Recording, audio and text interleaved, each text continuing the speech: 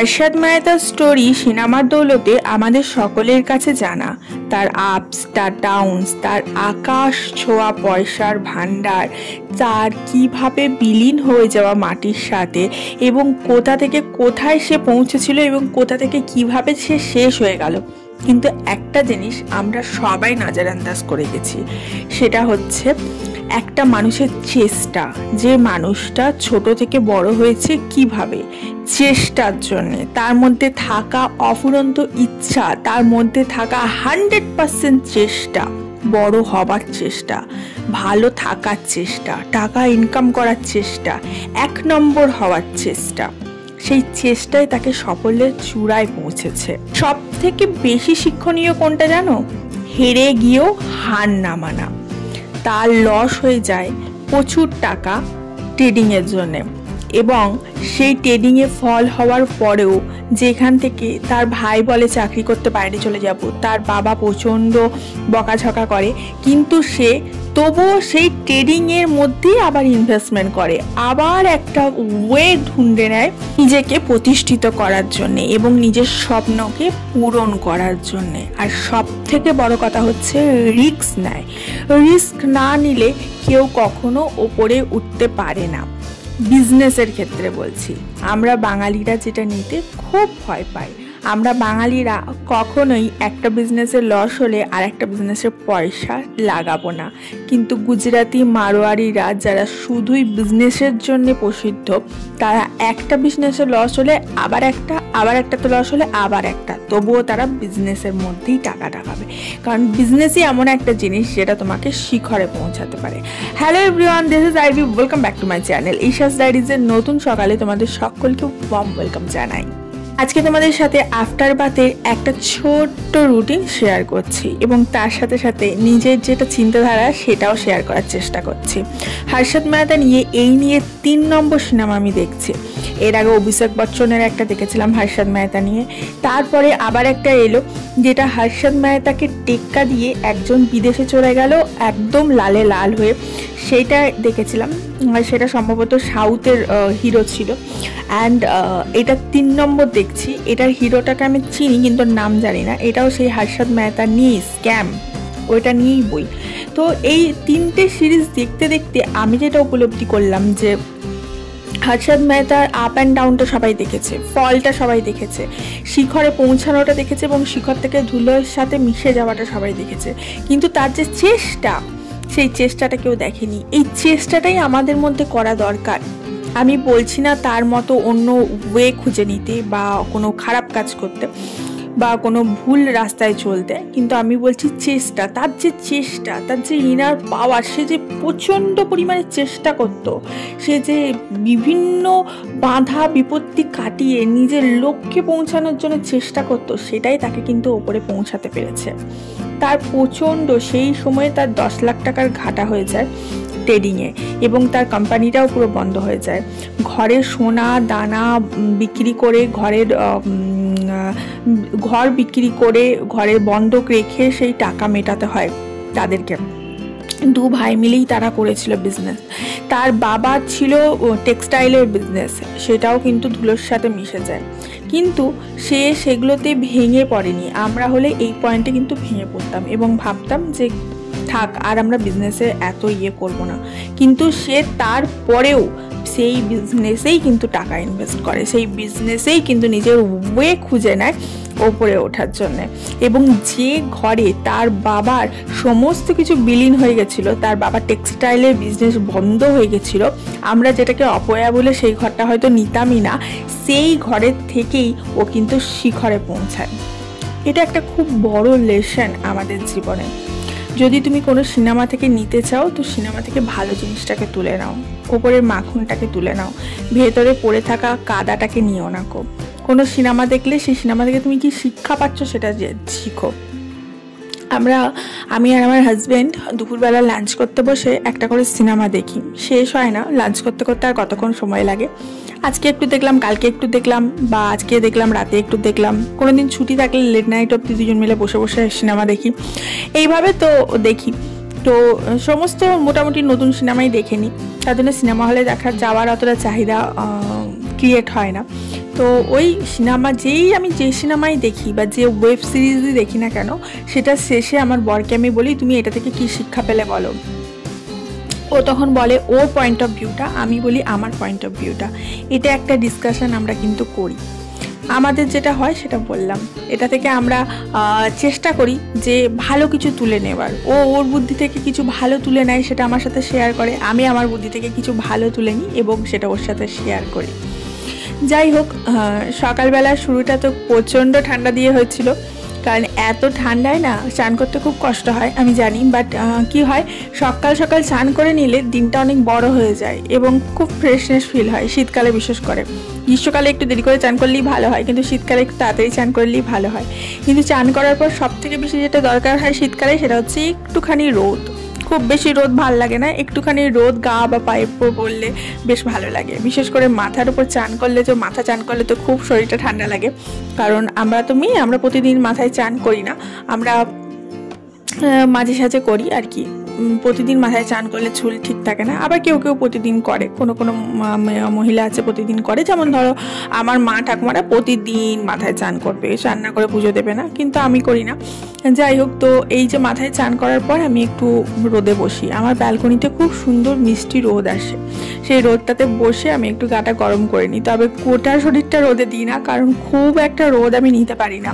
খুব বেশি রোদের দিকে তাকালে বা খুব বেশি রোদে থাকলে না আমার খুব মাথার পেন হয়, তার জন্য সানগ্লাস ছাড়া আমি বাইরে বেরোতে পারি না।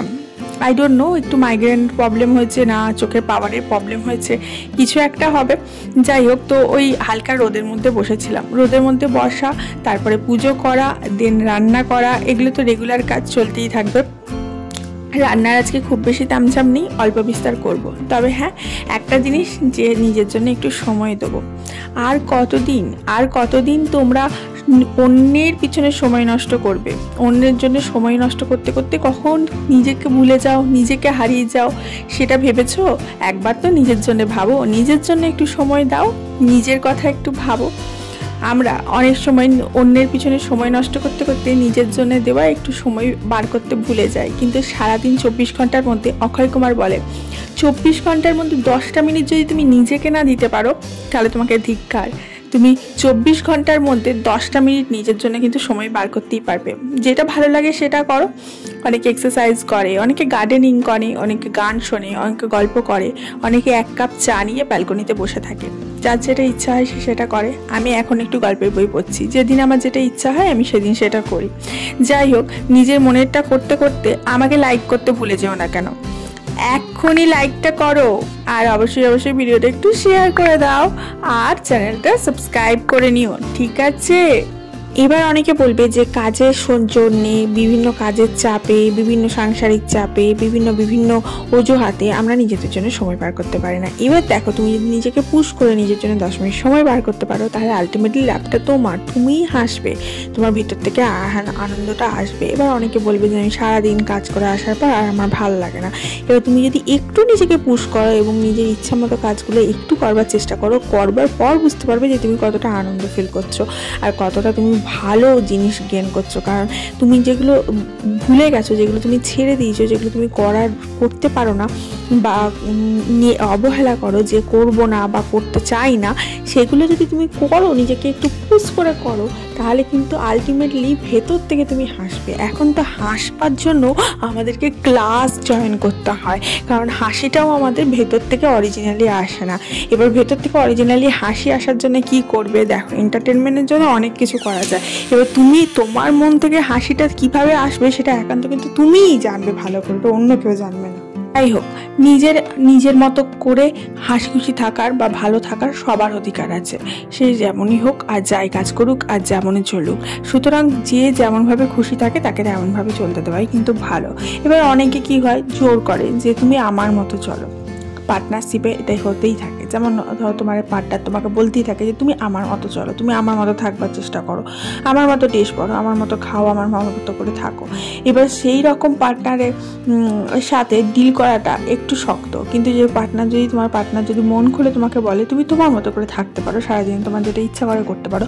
অনেকে কি হয়, হাজব্যান্ড অফিস চলে গেল, তো হাজব্যান্ডের জন্য যেটা রান্না করছে সেটাই খেয়ে নিল। কিন্তু আবার অনেকে হয় একটু শৌখিন হয় যে নিজে যেটা ভালোবাসে সেটা কষ্ট করে আবার করে আবার নিজে খায়, কারণ সে নিজে ভালোবাসে বলে।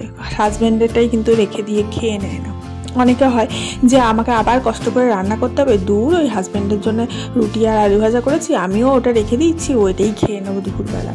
কিন্তু তুমি যদি নিজেকে একটু পুশ করো, নিজের ভালো থাকা, নিজের ইচ্ছা মতো একটু খাবার করে খাও, আমি জাস্ট এক্সাম্পল দিচ্ছি, তাহলে কিন্তু কোনো ক্ষতি নেই। নিজেকে একটু পুশ করে একটু যদি কষ্ট করো তাহলে কিন্তু আলটিমেটলি লাভটা তোমার, হাসিটা তুমিই পাবে। যাই হোক, চলো, সবসময় তো আর রেস্ট নিলে হবে না, নিজের জন্য 10টা মিনিট সময় বার করাই যায়। এবং সেটা বার করার পর এখন আমি একটু ঘরের কাজে লেগেছি। এবার ঘর গোছাবো, ছেলে মেয়েকে গোছাবো, হাজব্যান্ডকেও গোছাবো এবং নিজেকেও গোছাবো, নিজেকেও ভালো রাখবো। সবাইকে ভালো রাখলে শুধু হবে না, নিজেকেও ভালো রাখতে হবে। এই এজেন্ডাতেই আমি বিশ্বাসী। এবার আমার যেটা চিন্তাধারা, যেটা আমার মনে হয় সেটা আমি তোমাদের সাথে শেয়ার করি। হতেই পারে যে আমার চিন্তাধারাটা তোমার সাথে মিললো না, বা তোমার সাথে আমার কথাগুলো অ্যাকসেপ্টেবল মনে হলো না, হতেই পারে। তুমি একটা আলাদা মানুষ, আমি একটা আলাদা মানুষ, তোমার আমার কথাটা না মিলতেই পারে। বাট আমার যেটা মনে হয়, আমি যেটা নিজে উপলব্ধি করি, সেটাই আমি শেয়ার করার চেষ্টা করি। দেখো, আমি যেমন এখন আয়রন করছি, এবার ধরো আয়রনটা আমি নাই করতে পারি। অনেকেই আছে আয়রন ঘরে করে না বা আয়রন করতে পারে না, তারা দোকানে দিয়ে দেয়। পার পিস হয়তো 5 টাকা 10 টাকা করে নেবে, নিয়ে আয়রন করে নিল। ম্যাক্সিমাম ঘরেই আয়রন করে না, দিয়ে দেয় দোকানে। কিন্তু এটা আমার চয়েস। আমি আমার যত্ন করে আমার মেয়ের, আমার বরের, আমার নিজের সবার জামা কাপড় কিন্তু আয়রন করি। হতেই পারে এটা মনে হলো যে বরেরটা আয়রন করতেই হবে, করে দিলাম, মেয়ের স্কুল ড্রেসটা করতেই হবে, আর মেয়ের জামাগুলো আয়রন করলাম না, আর নিজের জামাগুলো তো ছেড়েই দাও, আর পাচ্ছি না করতে, এভাবে রেখে দিলাম। এটা হতেই পারে, ফিলিং আসতেই পারে, কিন্তু আমি সেটা করি না। আমি কি করি যে না, আমি যখন করছি হাজব্যান্ডেরটা যেমনভাবে সুন্দরভাবে আয়রন করে রাখছি, আমার নিজের জামা কাপড়ও সেরকম সুন্দর হবে। আমি বাইরে যখন যাবো পরিপাটি হয়ে যাবো, সেরকম জামা কাপড় সুন্দর করে যাবো। আমাকে একটু যদি তোমরা লক্ষ্য করো তাহলে দেখবে আমি কিন্তু যথেষ্ট পরিপাটি আর সুন্দর হয়েই ভিডিও করার চেষ্টা করি, কারণ আমি নিজেও ঘরে এরকম করেই থাকি। আমি যে ভিডিও করছি বলে পরিপাটি হচ্ছি বা সাজছি বা ভালো জামা কাপড় পরছি, এরকমটা কিন্তু নয়। আমি ঘরেও যেরকম থাকি, যেরকম সুন্দরভাবে রাখার চেষ্টা করি, সেরকমভাবেই কিন্তু ভিডিও করি। আমার ঘরদোর দেখলে সেটা তোমরা বুঝতেই পারবে। চলো, তোমাদের সাথে অনেক বকতে আমার এদিকে আয়রনগুলোও কমপ্লিট হয়ে গেল। এদিকে লাঞ্চে বসার পালা। লাঞ্চে কি হয়েছিল জানো তো?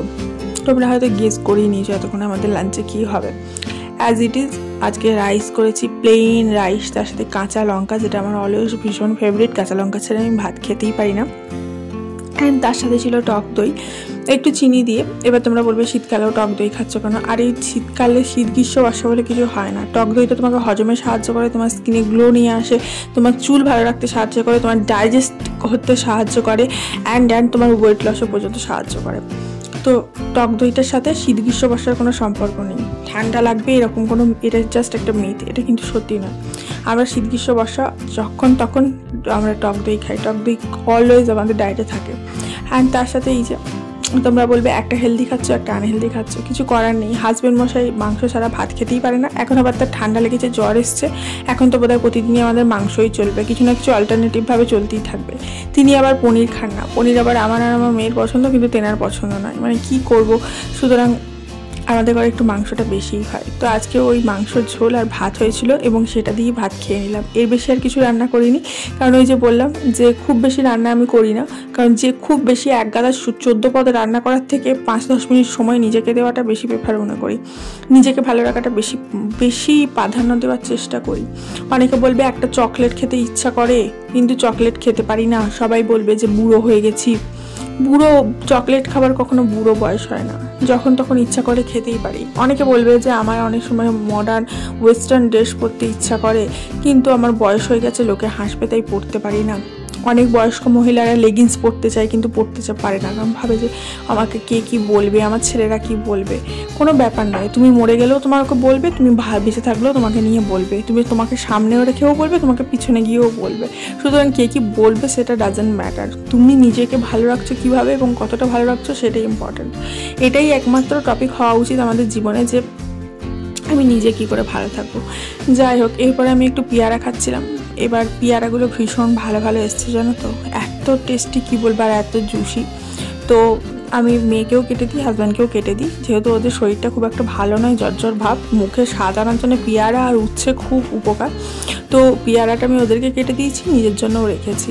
ওই যে বললাম, নিজেকেও কিন্তু একটু খেয়াল রাখতে হবে। আমার মা ঠাকুমারা এটাই করতো না, সব কিছু বিলিয়ে দিত বাচ্চা ছেলে পুলে বর শ্বশুর শাশুড়ি সবার মধ্যে, নিজের জন্য আর খেয়াল রাখার চেষ্টা করতো না। তার জন্য খুব তাড়াতাড়ি বুড়ো হয়ে গেছে। আমি চেষ্টা করব যে নিজেকেও খেয়াল রাখতে, এবং আমার মেয়েকে এটাই শেখাবো যে নিজের আগে খেয়াল রাখো, তারপরে বাকি সবার খেয়াল রাখবে। কারণ তোমার খেয়াল রাখার জন্য কেউ আসবে না, তোমার খেয়ালটা তোমাকে নিজেকেই রাখতে হবে। যাই হোক, চলো, অনেক বক করলাম তো বলো, অনেক বক হয়ে গেল আজকে। একটু কম বক করলেই ভালো হতো। আবার কালকে দেখা হচ্ছে, কালকে আবার বক করবো তোমাদের সাথে। Love you guys, love you a lot, by.